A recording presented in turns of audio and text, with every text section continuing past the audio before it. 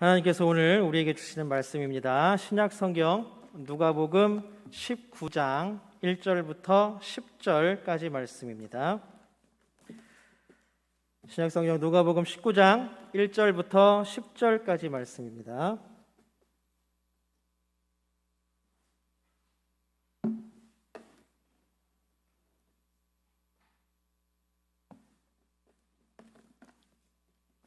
저와 여러분이 한 절씩 번갈아 가면서 교독합니다. 제가 먼저 1절 읽습니다.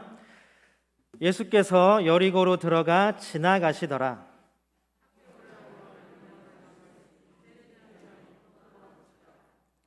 그가 예수께서 어떠한 사람인가 하여 보고자 하되 키가 작고 사람이 많아 할 수 없어.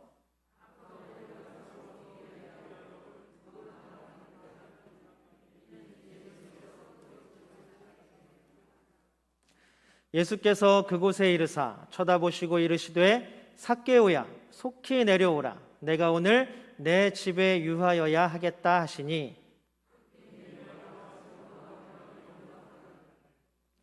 뭇 사람이 보고 수군거려 이르되 저가 죄인의 집에 유하러 들어갔도다 하더라.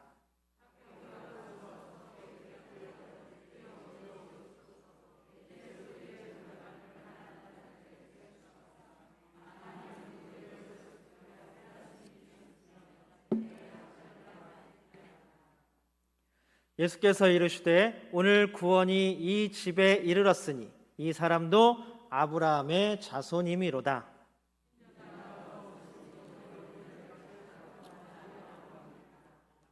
아멘. 부르심에 응답하여 이 자리에 나온 모든 분들 주님의 이름으로 환영합니다. 그리고 또 우리 임재하시는 하나님을 꼭 만나고 돌아가는 귀한 시간 되기를 축복합니다. 우리 함께 예배하는 모든 분들과 같이 인사 나눌까요? 우리 앞에, 뒤에, 좌측, 우측 우리 얼굴 보면서 웃으시면서 함께 인사합니다. 사랑합니다. 축복합니다. 네.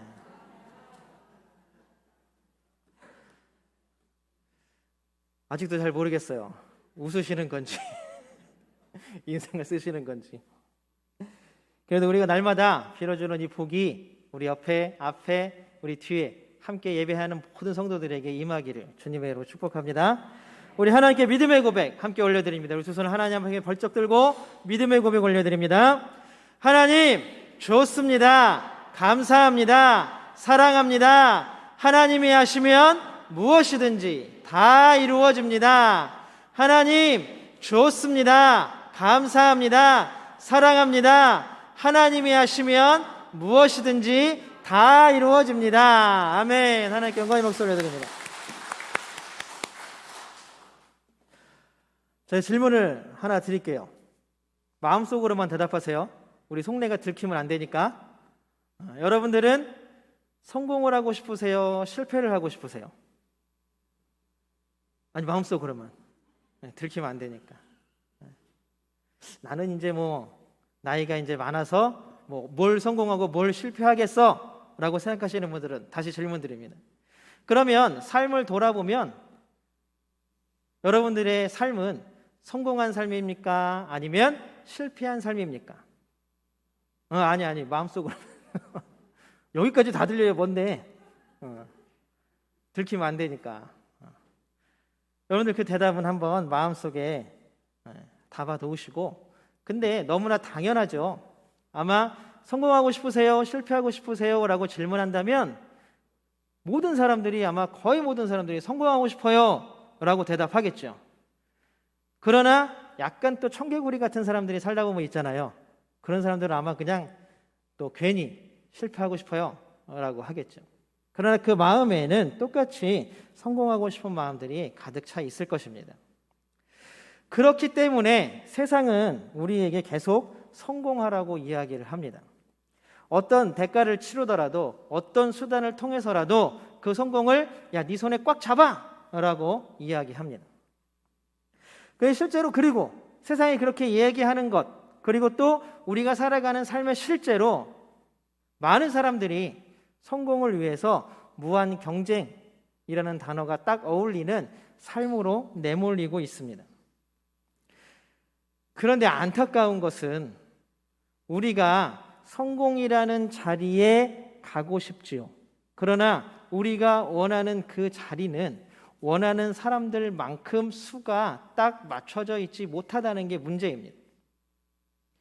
100명이 노력해서 100명이 그 자리에 갈 수 있으면 참 좋겠지만 그 자리는 한정적입니다.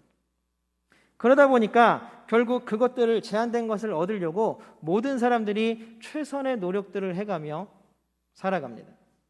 또 때로는 우리가 뉴스에서 보는 것처럼 불법, 탈법, 아니면 꼼수, 아니면 돌리기 이런 것들이 많이 동원되기도 합니다.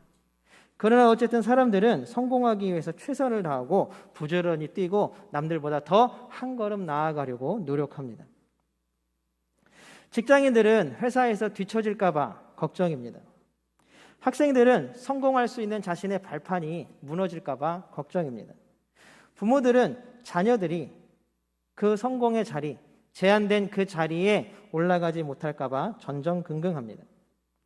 아마 사안과 형편은 다 다르지만 모든 사람들이 다 성공을 향해 달려가고 있는 세상입니다.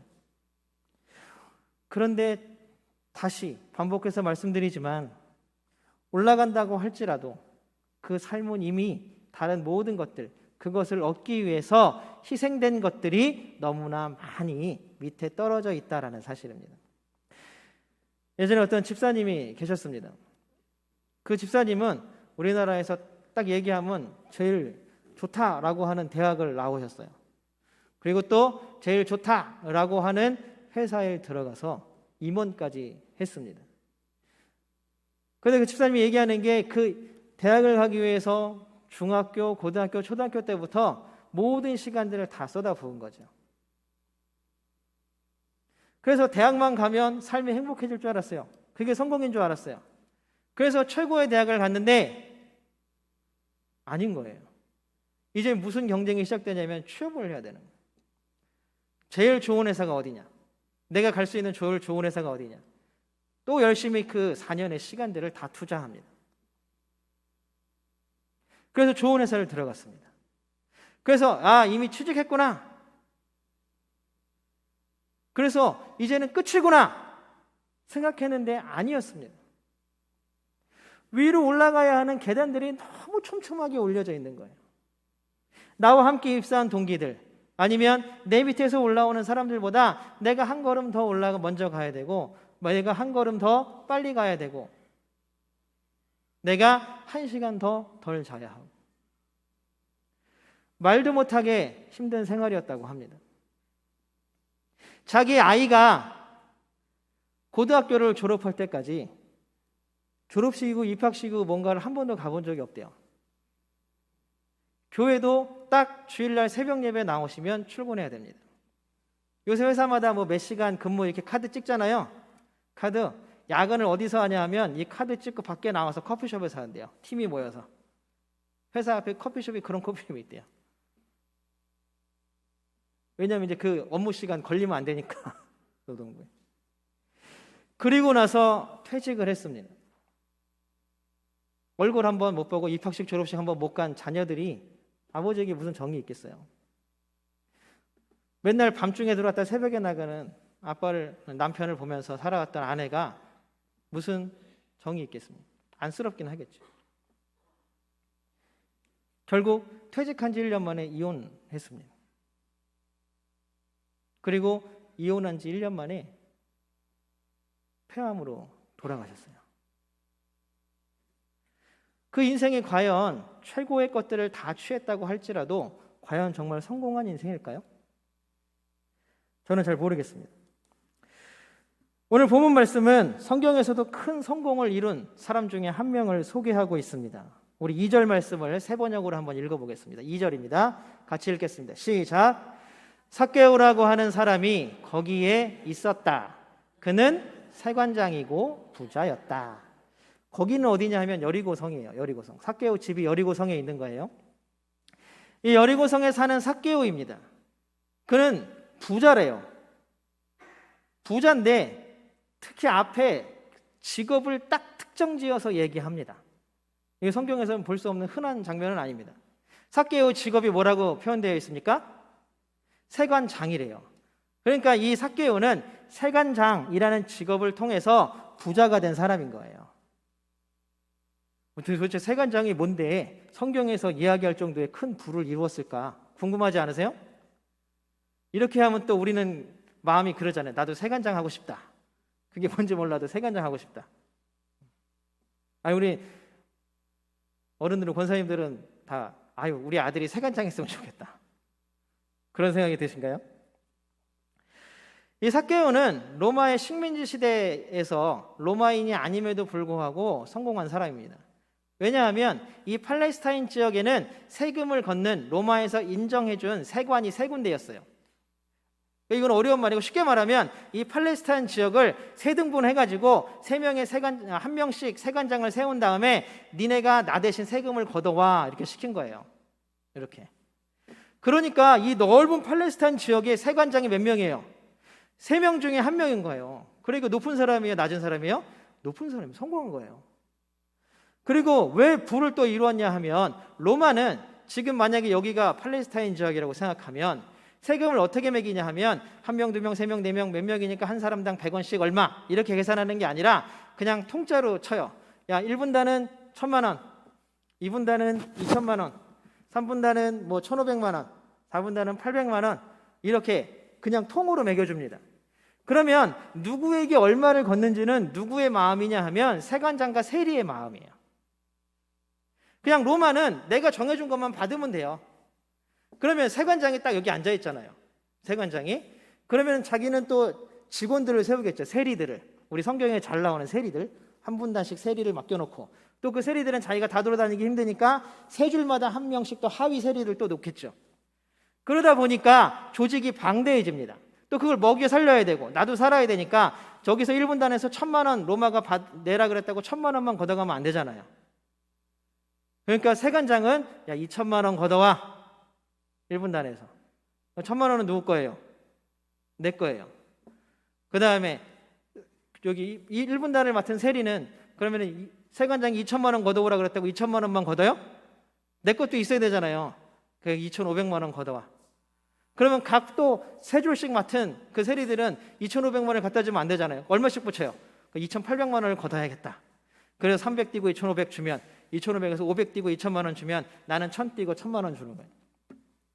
이게 로마의 세법이었습니다. 그러다 보니까 이 세관장들이 착복하는 세금이 많게는 30배까지 되었다 그래요. 30배. 세금이 1,000원이면 3만 원 받아. 엄청나죠. 여러분들 이러면 요즘에는 난리가 나죠. 그래서 큰 부를 이룬 사람이 바로 삭개오였습니다. 그리고 그 당시의 세리들이었습니다. 그러니 이렇게 살아가니 사람들이 좋게 보겠어요? 그 당시에 유대인들은 선민의식에 젖어 있었습니다. 그래서 이방인들과 악수하는 것, 한 상에서 식사하는 것도 자신들을 부정하게 한다라고 생각했습니다. 자신들은 정결한 사람이고 자신 유대인이 아닌 사람들은 다 부정한 사람들이에요. 그들과는 말도 섞어서도 안 되고, 그들과는 같이 식사를 해서도 안 되고, 그들과는 악수도 해서도 안 돼요, 심지어. 그런데 이 세리를 참 가만히 보니까 로마에서 나온 동전으로 로마 사람들에게 빌붙어서 로마와 함께 살아가는 거예요. 그러니 저 세리들은 뭐예요? 죄인인 거예요. 또 하나는, 하나님 원래 율법에는 유대인들이 자기 동족에게 이자를 내고 돈을 구워주지 못하게 했어요. 왜냐하면 내 가족이고 내 형제이기 때문에 돈을 구워주면 그냥 구워주는 거예요. 이자를 받지 말라, 이게 하나님의 율법이었어요. 그런데 이놈의 세리는 그 율법을 어기는 거예요, 지키는 거예요? 어기잖아요. 그리고 동족들을 못 살게 만들잖아요. 그래서 이 세리들을 통칭해서 바리새인들과 사두개인들과 많은 시카리들과 이런 사람들은 다 이 세리들을 죄인이라고 불렀습니다. 오늘 삭개오에 대한 다른 사람들의 평가가 7절에 나와 있습니다. 우리 7절 한번 같이 읽어볼까요? 세 번역입니다. 7절 같이 한번 읽어보겠습니다. 같이 읽겠습니다. 시작. 그가 죄인의 집에 묵으려고 들어갔다. 누구의 집에? 죄인의 집에. 예수님이 삭개오의 집에 들어가는 걸 보고 사람들이 삭개오라는 말을 안 해요. 삭개오라는 이름을 부르지 않아요. 뭐라 그래요? 죄인의 집에 들어갔다. 죄인의 집에 들어갔다. 삭개오는 원래 이름의 뜻이 순결하다라는 뜻입니다. 순결하다. 뭐 부모님이 이 삭개오가 태어났을 때 얘는 좀 순결하게 하나님 앞에서 정결하게 하나님 앞에서 의인으로 자랐으면 좋겠다라는 뜻을 담아서 보냈겠죠. 이름에는 다 뜻이 있잖아요. 여러분들의 이름의 뜻은 어떤 것입니까? 그렇게 살아가고 계십니까? 우리는 그 이름에 걸맞게 살아가는 존재들입니까? 그것도 마음속에 대답하시고. 삭개오는 순결하다라는 이름의 뜻대로 살지 못했습니다. 한 번도 그 이름에 걸맞게 살아본 적이 없습니다. 그냥 사람들에게는 삭개오가 아니라 그냥 죄인이었습니다. 어쩌면 삭개오의 삶은 삭개오라는 이름보다 죄인이라는 이름이 더 어울리는 것 같습니다. 그러다 보니까 이 삭개오의 마음에 변화가 또 움직임이 생겨나기 시작했습니다. 누가 아까도 말씀드렸지만 정결한 유대인들은 죄인들과 식사도 해서도 안 되고 말도 섞어서도 안 되고 심지어는 악수도 해서도 안 돼요. 그러니 삭개오에게 누가 살갑게 인사나 하겠습니까? 삭개오에게 우리가 흔히 하는 말처럼 야 우리 밥이나 한번 먹지? 이런 말을 누가 하겠어요? 죄인인데 부정하게 되는데 얼마나 외롭겠습니까? 우리가 지난주에 나누었던 스스로 자신의 삶을 마감한 뉴욕에 계신 할머니 이야기를 한번 떠올려 보십시오. 좋은 차가 3-4대씩 있어도 그 집을 좋은 가구들이 가득 채워도 저택, 분수가 나오고 막 차들이 이렇게 막 돌아서 세워지는 그런 집에 살아도 365일 매일 일기장에 쓰는 문구가 오늘도 아무도 찾아오지 않음이라고 쓰는 인생이 과연 성공한 인생이라고 할 수 있겠습니까? 삭개오의 인생이 어쩌면 그 할머니와 같지 않습니까? 많은 것들을 누리고 많은 것들을 채웠지만 정작 그는 갈증을 느끼고 부족함을 계속 느꼈습니다. 이렇게 삭개오의 내면에 변화가 일어나기 시작합니다. 예수라는 사람이 야 내가 살고 있는 여리고성에 온대 그러면 벌써 만난 것 같잖아요. 온대. 그걸 가만히 생각해 보니까 궁금한 거예요. 왜 궁금합니까? 자신의 밑에서 세리로 일하던 사람, 그러니까 그 사람도 성공을 위해서 정말 더 열심히 해서 자기 자리까지 치고 올라와야 되는 사람 누구냐면 바로 레위, 예수님의 제자 레위. 레위가 성공에 이르는 그 길을 다 걷어차고 예수를 따라다니는 거예요. 제자라고. 우리 누가복음 5장 27절 28절 한번 보겠습니다. 누가복음 5장 27절 28절입니다. 같이 읽겠습니다. 시작. 나를 따라오너라. 레위는 모든 것을 버려두고 일어나서 예수를 따라갔다. 예수님이 레위를 부르신 거예요. 세금 걷는 자리에 앉아 있었는데 예수님이 나를 따라오너라. 성공하고 싶은 마음들과 성공해야 되는 그 길들을 이제 다 버려버리고 그냥 예수님을 따라가는 거예요. 왜 이렇게 사람이 변했을까? 왜 그는 변화됐을까? 그는 무언가를 마음 가운데 채웠을까? 놀라운 일이 일어난 거예요. 삭개오는 아무리 생각해도 이해가 가지 않습니다. 그뿐만이 아닙니다. 우리 누가복음 15장 1절을 보십시오. 15장 1절 함께 한번 읽어보겠습니다. 15장 1절입니다. 누가복음 시작.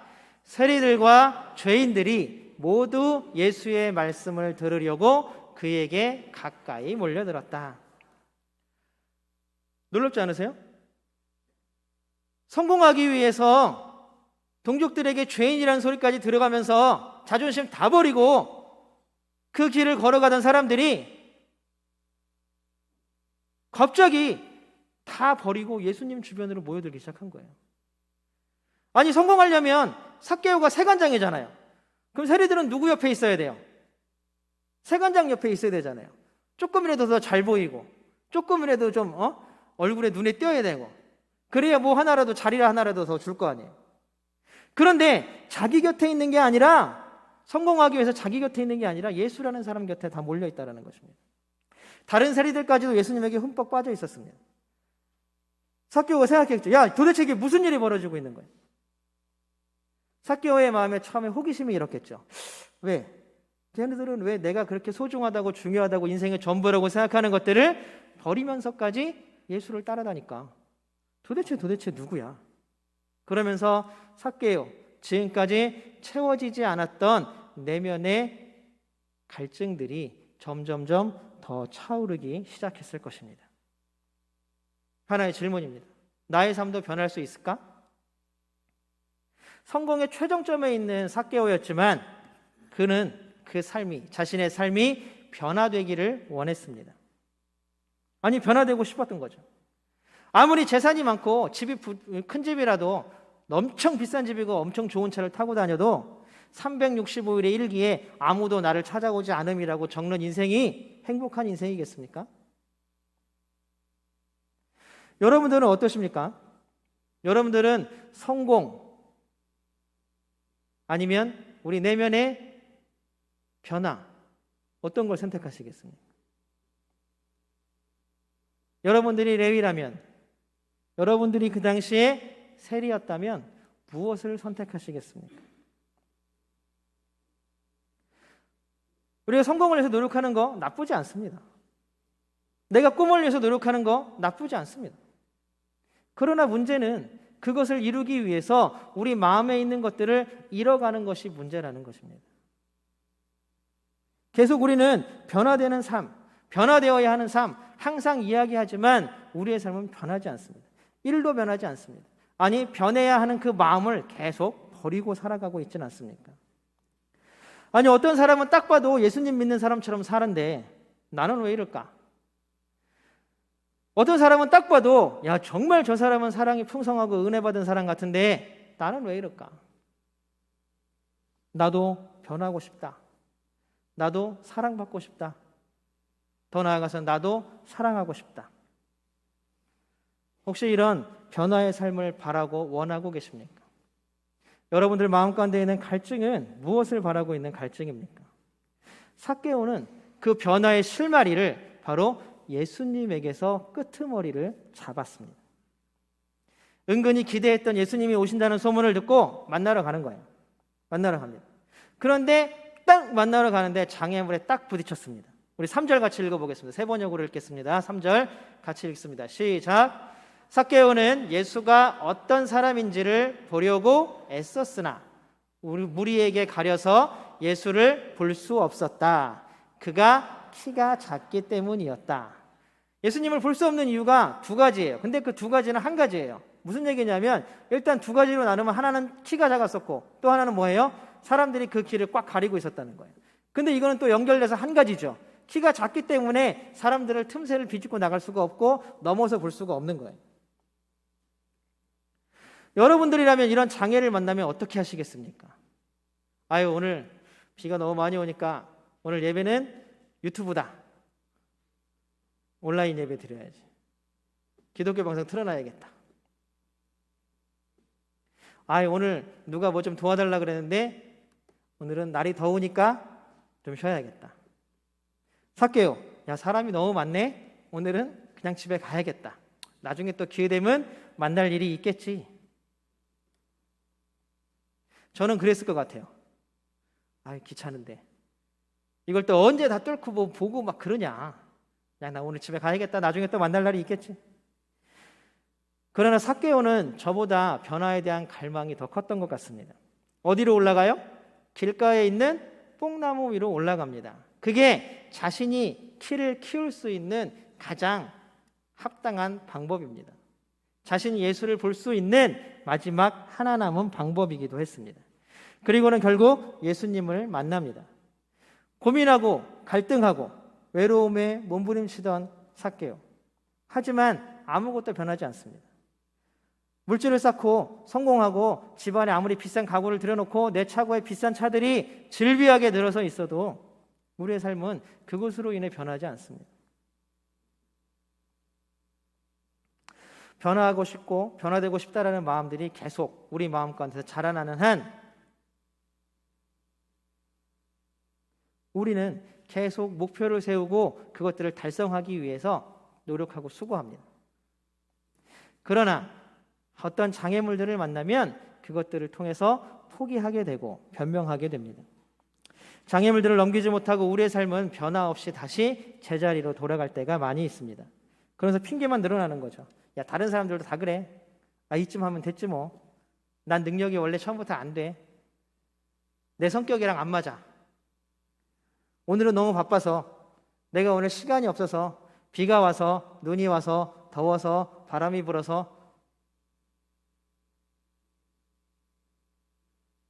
점점 우리가 못하는 핑계들만 늘어납니다. 변화에 대한 열망이 우리 가운데 얼마나 크게 일어나고 있습니까? 도대체 그럼에도 불구하고 이 변화하고 싶다, 변화해야 된다, 나는 변해야 돼 라고 생각하고 열망을 가지고 또 그런 욕구를 가지고 있는데 우리의 삶은 왜 변하지 않을까요? 사람은 스스로를 변화시킬 수 없는 존재입니다. 몸부림치고 스스로 노력해도 삭개오의 키가 커지지 않는 것처럼 우리는 절대 변화하지 못합니다. 이거의 해결책은 뭐냐? 변화에 대한 열망이 바로 무엇으로 나타나야 하냐면 믿음으로 나타나야 합니다. 삭개오처럼 예수님을 만나면 무슨 일이 분명히 일어날 거야. 우리는 믿는 사람들이니까 예수님을 만나면 분명 우리는 변할 수 있을 거야. 우리 어떤 믿음이 있습니까? 예수님을 만나면 우리의 모든 질병이 나을 수 있을 거야. 우리가 예수님을 만나면 우리 마음가운데 품고 있는 모든 소원이, 기도의 제목들이 이루어질 거야.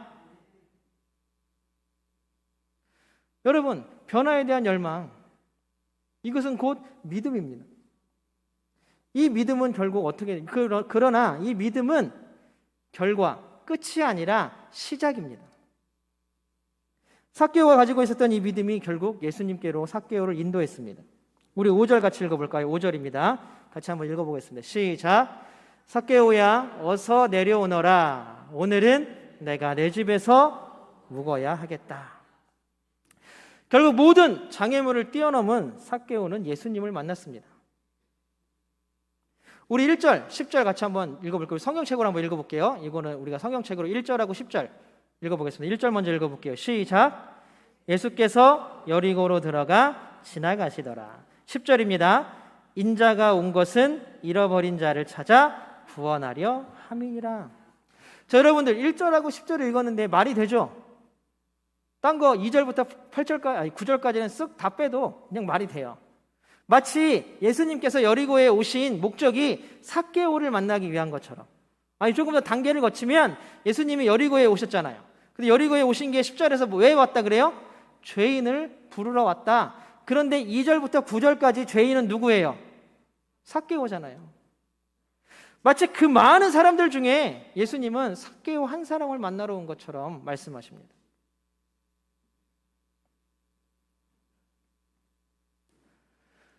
이것이 진짜 만남입니다. 여러분, 지금 예배 가운데 임재하신 하나님이 그냥 야, 사람 많다, 오늘 몇 명이 나왔나 한번 쉬어볼까? 하나님은 우리를 만나주시지만 더 자세하게 이야기하면 하나님은 지금 이 자리에 임재하셔서 누구를 만나십니까? 나를 만나시는 겁니다. 지금 하나님께서는 부르고 계세요. 누구를 부르고 계세요? 용준아, 나를 부르고 계신 거예요. 너 내려와. 다른 사람처럼 구경하는 자리에 있었던 삭개오, 자리는 좀 높았죠. 구경하던 사람들의 삶은 변했습니까? 안 변했습니까? 안 변했어요. 그러나 누구의 삶이 변했습니까? 삭개오의 삶이 변했습니다. 예수님께서 뭐라고 말씀하십니까? 삭개오야, 어서 내려오너라. 삭개오야, 어서 내려오너라. 이 말씀이 우리에게 큰 은혜가 되기를 주님의 이름으로 소망합니다. 조건이 없어요. 야, 너 내가 얘기 들어보니까 너 세관장이지? 너 빨리 가서, 여기 18절부터 보면 부자 청년이 나와요. 그 청년에게 예수님이 뭐라 그러냐면, 야, 너 집에 너 재산 다 팔아가지고 가난한 사람들에게 다 나눠주고 나를 따라라 그래요. 그랬더니 부자가, 청년이 재물이 너무 많으니까 근심하면서 집에 갔다 그래요. 그런데 오늘 삭개오를 만나자마자 예수님이, 야, 너 빨리 가가지고 너 나랑 만나려면, 내가 니네 집에 가려면, 너 나를 영접하려면 다른 거 안 돼. 너 집에 가서 다 팔고 빨리 가난한 사람 다 나눠주고 따라와 라고 말씀하시지 않았어요. 그래야 내가 너를 만나주고 너를 구원하겠다라고 말씀하시지 않았어요. 예수님은 처음부터 그냥 삭개오야, 어서 내려오너라. 너 지금 거기 구경하는 자리에 있으면 안 돼. 내려와. 네가 지금 내려와서 나를 만나야 한다. 지금 이 말씀은 여기 모여있는 우리들에게 하시는 말씀이에요. 여러분들 지금 예배를 보러 오셨습니까? 드리러 오셨습니까? 예배는 드려지는 겁니다. 누구에게 드려집니까? 지금 내 이름을 불러주시는 하나님께 드려지는 예배예요.